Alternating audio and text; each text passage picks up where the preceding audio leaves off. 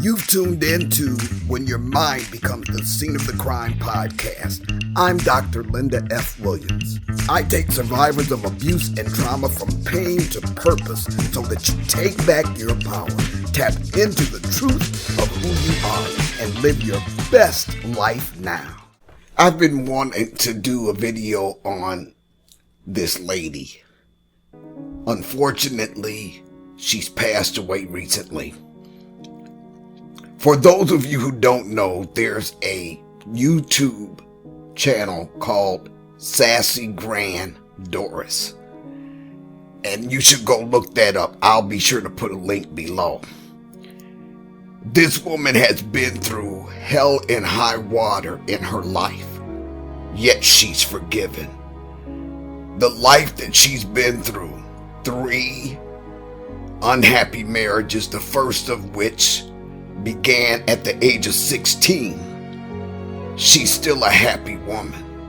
She forgave. Her grandson Giovanni started this channel, looks like about 2 years ago. I discovered it back in February and subscribed.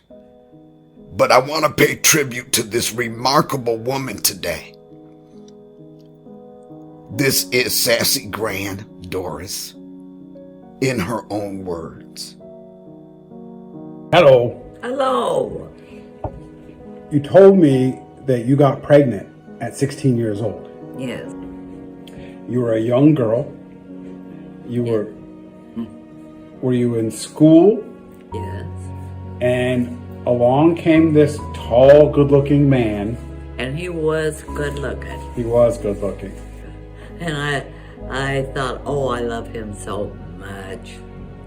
I heard, I think Mom told me this, that Grandpa was getting ready to go away to the service. And he told you, if you love me, you better make love to me before I go away. Do you remember that? Yeah. Is that what happened? Yes. And you got pregnant. I got pregnant. So you were pregnant at 16 years old. Yes. Were you scared? Yes. Very scared. I was scared of having a baby, number one. And I was scared of what all the neighbors was going to say about me. Well, my aunt and uncle found out I was pregnant. And so they put me in the car, drove me to Goodland, Kansas, and it was like a janitor's room where I got married. And you got married to the guy that got you pregnant? Yes. And did you get in trouble for getting pregnant that young? Yeah, but it was too late to be mad about it because I was pregnant. You were pregnant. Did you love him? Yes. You did? Yeah. This is the same man that ended up cheating on you and hurting you and abusing you. He was a pig. Yes. He was a real pig. Yes. You know, in me growing up, I didn't have any real positive role models that were men because Grandpa was a douchebag. My own father was a douchebag. Your second husband was a douchebag. Your third husband was a douchebag. Everybody Mom was with was a douchebag. Yeah. And I learned really young. I made a choice when I was young that I was never going to be like many, many people that I had seen growing up. I knew I didn't want to have that life. I knew I didn't want to be a disgusting person that made people feel bad about themselves. Yeah. And that made people cry. You know, I saw you cry so much. I saw Mom cry so much. I've seen so many bad things, so many sad things. And I realized I don't want to be a person that hurts other people. Yeah. I would rather make people happy. And you do a good job of it too. Well, it's easy with you and Mom. I love you both very much. Yeah. Mission accomplished, mission successful, Giovanni. You have shown so much love to your grandmother and your mother. You're a dear individual. Now let's move on to a different perspective of Sassy Gran's life. You're going to hear her daughter speaking about what it was like growing up in an abusive household. Tell me what happened that night. Well, we were asleep and came in and said, "Get up, wake up, get up." And my sister and I were sleeping in my parents' bed, and he said, "Get up." I said, "Why?" He said, "I want you to help me find your mother." I said, where is she?" And he said, "I don't know, that's why I want to find her, get up." So I didn't want to find her. So we went outside, and we had a big yard, and I heard my name called, and I looked, and I said, "Mama." She said, "Get your sister and go across the street." She was laying in the irrigation ditch with a beautiful black strapless gown on. And she crawled under the tunnel that went under the road, and we met her on the other side. My oldest brother went to get my younger brother out of the basement because you couldn't wake him up. He wouldn't wake up. He had to be carried out.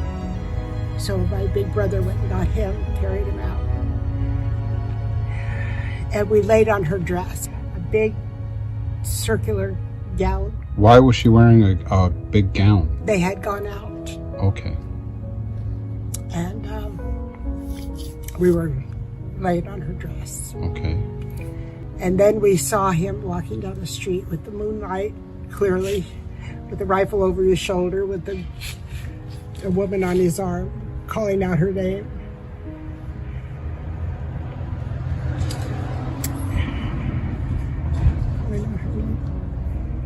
And he said, "Doris, where are you?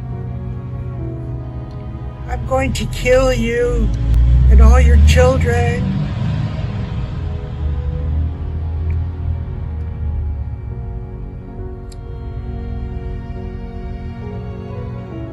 So my brother crawled on his stomach, my oldest brother crawled on his stomach up to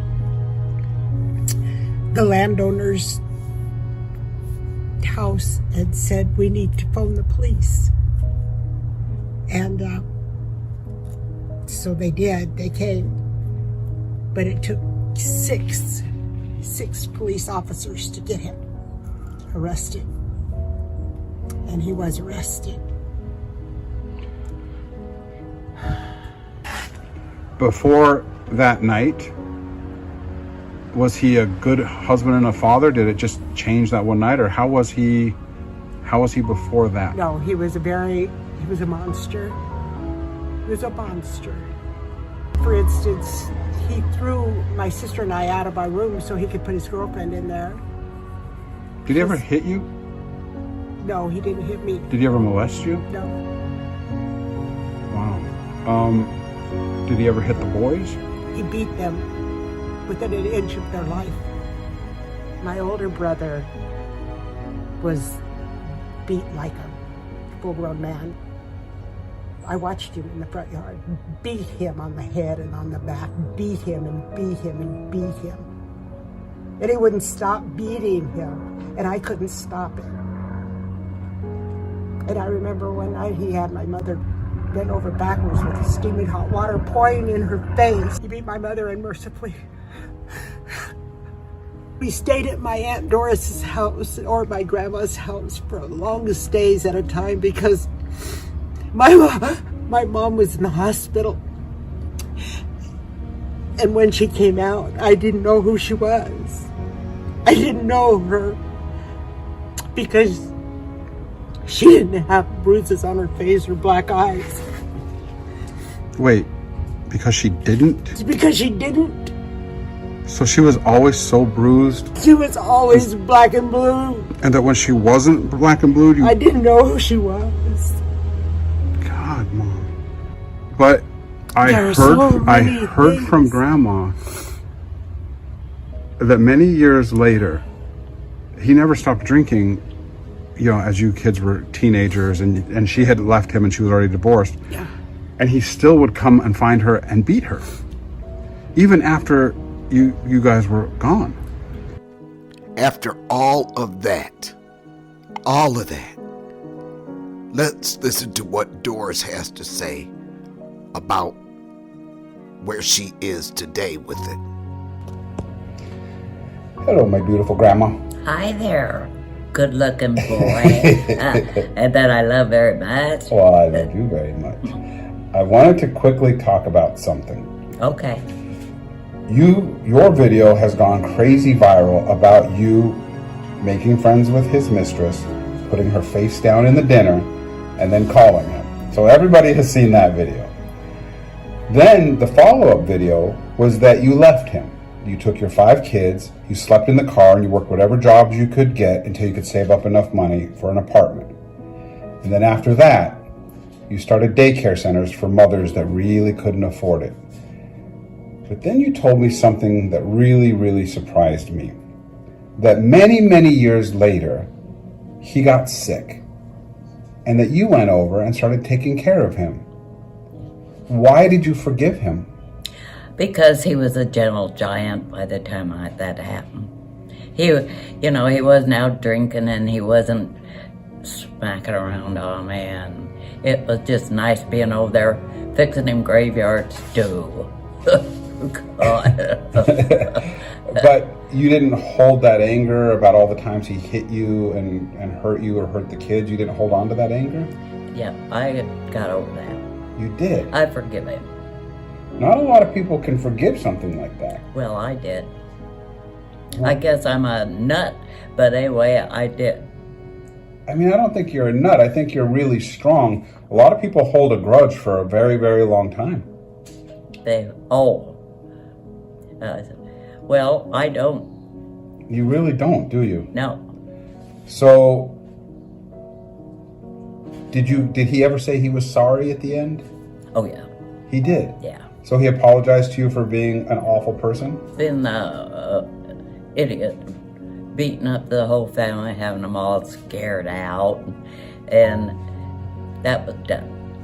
Because he was in bed and he couldn't do anything anymore. Did you want to just slap him back to show him how it felt while he was laying there? Oh, no. No, I'm not that cruel. No. And I knew I couldn't slap him otherwise because he was 6'4". Yeah, he was big. Yeah. He was really big. I just find that really interesting that, I guess the best thing that ever happened to you was leaving him because your life got a lot better. Oh, yeah. Yes. So maybe it's easier to forgive somebody when your situation gets better. Yeah. Maybe if your life got worse, it wouldn't have been easier to forgive him. Well, I didn't have an easy life. I know. But I survived. Yeah. You survived and thrived. Look at you now. Yeah. Yeah, look at me now. I know. It's amazing. I'm so proud of you. I don't know that I could do it. I don't know that if somebody hurt me or hurt my children and cheated on me and just did all the things he did, if I could find that forgiveness in my heart. I don't know if I could. You could if you tried. You have to work at it. Did you work at it? Yeah. Wow. You have to allow for a few other things, a few mistakes and a few little this, a few little that, and it all adds up to one thing. What is that? Forgive. That's amazing. I love you so much. Yeah, I love you too. And here is evidence of a life lived to the fullest with no regrets. What would you tell yourself when you were young? What would you go back that you could tell yourself so you could change your life? I wouldn't want to change my life. I lived what I lived, and that's all there is to it. And right now, I enjoy life. There isn't anything you would go back and change and try to do over? Oh, no. Wow. So you honestly have no regrets in life? No. You think that's why you're so happy? I think so. Because you're a happy person. I live it every day because I never know when I'm going to be living the next day. And if I knew that, I'd probably be worried sick, but I don't know, and I don't care.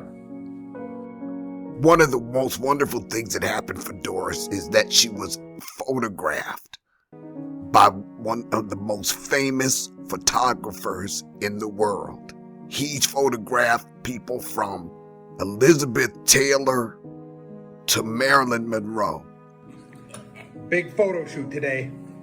Yes, and it was the greatest day of my whole life. Yeah, I mean, it was wonderful.